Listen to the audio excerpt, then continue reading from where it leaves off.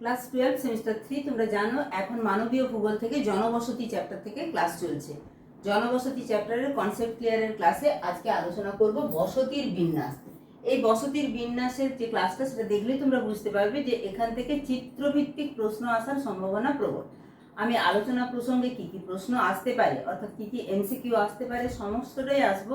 তার আগে তোমাদেরকে জানিয়ে রাখি যারা আজকে আমার ভিডিও প্রথম দেখছো তারা দেখবে ভিডিওসে বা প্লেলিস্টে গিয়ে ক্লাস 12 সেমিস্টার 3 এর জন্য কিন্তু প্রত্যেকটা চ্যাপ্টার প্রাকৃতিক ভূগোল থেকে মানবীয় ভূগোল থেকে পরবর্তী ক্ষেত্রে ভারতের ভূগোল থেকেও কিন্তু সমস্ত ক্লাস দেয়া হবে। সঙ্গে চলছে চ্যাপ্টার ওয়াইজ এমসিকিউ এবং পাওয়ার পয়েন্টের ক্লাস। পাওয়ার পয়েন্টের ক্লাস থেকে তোমরা নিজেদের পরীক্ষা নিজেরাই দিতে পারবে। তাই বলবো এখনো যদি চ্যানেলটা সাবস্ক্রাইব করে না থাকো তাহলে এক্ষুনি সাবস্ক্রাইব করে নাও এবং বন্ধুদের মাঝে গুরুত্বপূর্ণ তথ্যটা শেয়ার করে দাও যে এই চ্যানেল থেকে তোমাদের কিন্তু সমস্ত প্রকারের ক্লাস দেওয়া হয়। আজকে আলোচনা করব বসতির বিন্যাস। এই বসতির বিন্যাসে তোমাদেরকে আগেই বললাম যে চিত্রভিত্তিক প্রশ্ন আসার সম্ভাবনা প্রবল। তোমাদের এখন যেহেতু লং কোশ্চেন পড়তে হয় না, মানে যেহেতু তোমাদের লং কোশ্চেন উত্তর লিখতে হবে না, অর্থাৎ 2 নম্বর 5 নম্বরের যে প্রশ্ন, তোমরা বাকি যে পোর্শনগুলো আছে একটু বই থেকে রিডিং পড়ে নেবে। আমি যে প্রশ্নগুলো আসতে পারে সেই প্রশ্নগুলো তোমাদের কাছে রাখছি।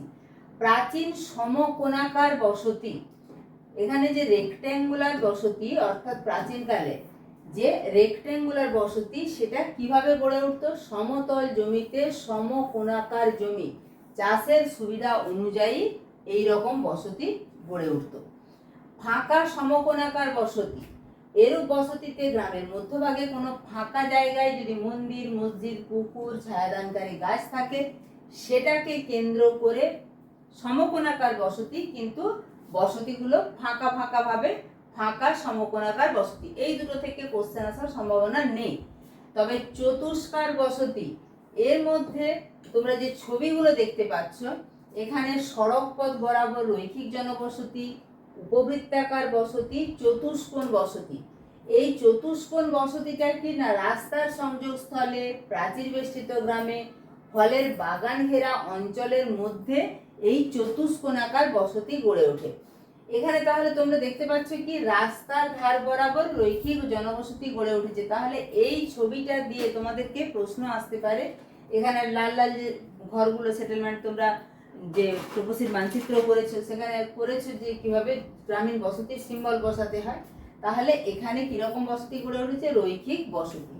এখানে উপবৃত্তাকার বসতি, যখন কোনো বৃত্তাকার বা উপবৃত্তাকার পুকুর থাকতে পারে বা মন্দির সহ মন্দিরের সামনে যে উঠোন থাকে, ফাঁকা জায়গা থাকে, সেটাকে কেন্দ্র করে এরকম বৃত্তাকার বা উপবৃত্তাকার, এটা যেহেতু পুরোটা বৃত্ত আকারে হয়নি, এখানে দেখতেই পাচ্ছ এদিকটাতে বাড়িঘর নেই, শুধু এদিকটাতে আছে, এটা হচ্ছে প্রায় বৃত্তাকার বলে এটা উপবৃত্তাকার।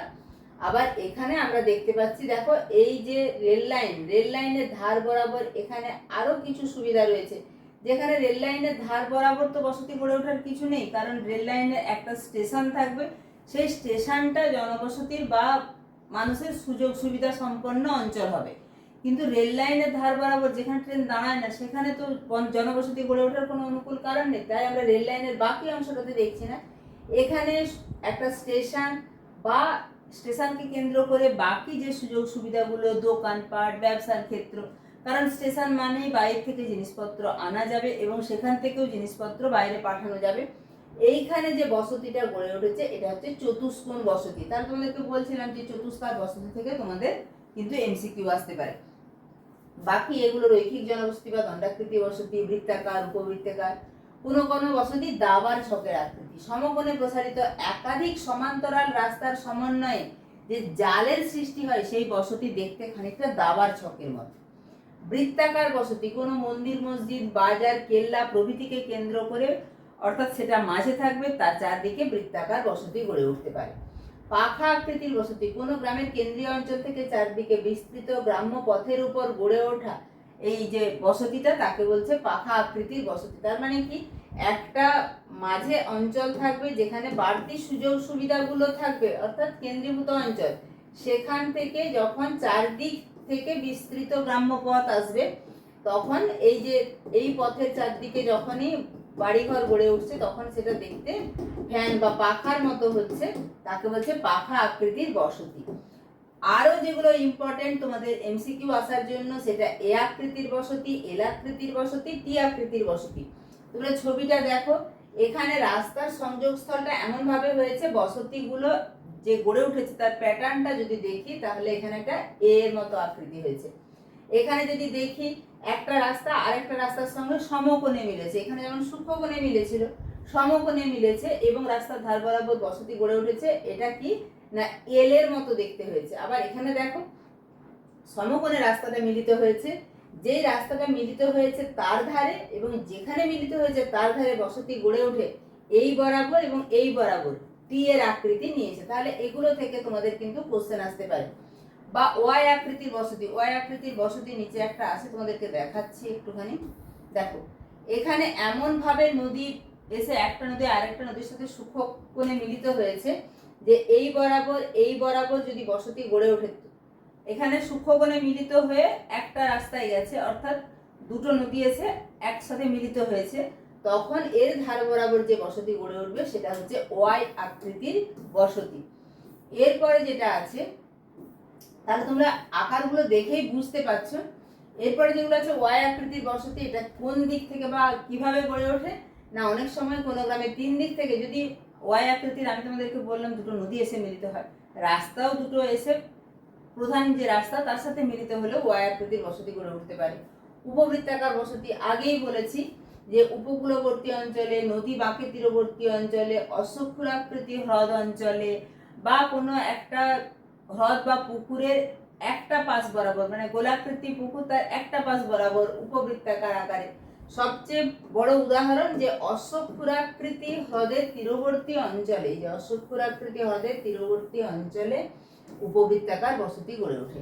এছাড়া রৈখিক বসতি নদী, খাল, রাস্তা ইত্যাদি ধার বরাবর রৈখিক বসতি বা সারিবদ্ধ বসতি গড়ে ওঠে। পরিকল্পিত গ্রাম, আজকের দিনে কিন্তু বহু স্থানে পরিকল্পনা মাফিক গ্রাম গড়ে তোলা হচ্ছে। এইসব গ্রামের বসতি, রাস্তা, কৃষি জমির অবস্থান সবই পূর্ব পরিকল্পনা অনুসারে, অর্থাৎ সমস্ত রকম সুযোগ সুবিধা রেখে করা হয়, তাকে বলছে পরিকল্পিত গ্রাম।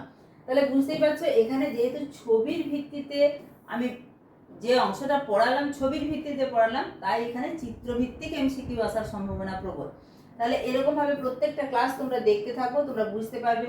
বেশিক্ষণের ক্লাস নয়, কিন্তু তোমরা একটা ধারণা পেয়ে গেলে যে এখান থেকে তোমাদের কি কোশ্চেন আসবে। ঠিক আছে, এভাবে প্রত্যেকটা ক্লাস দেখতে থাকলে তোমাদের 3rd সেমিস্টারে কোনো অসুবিধা হবে না।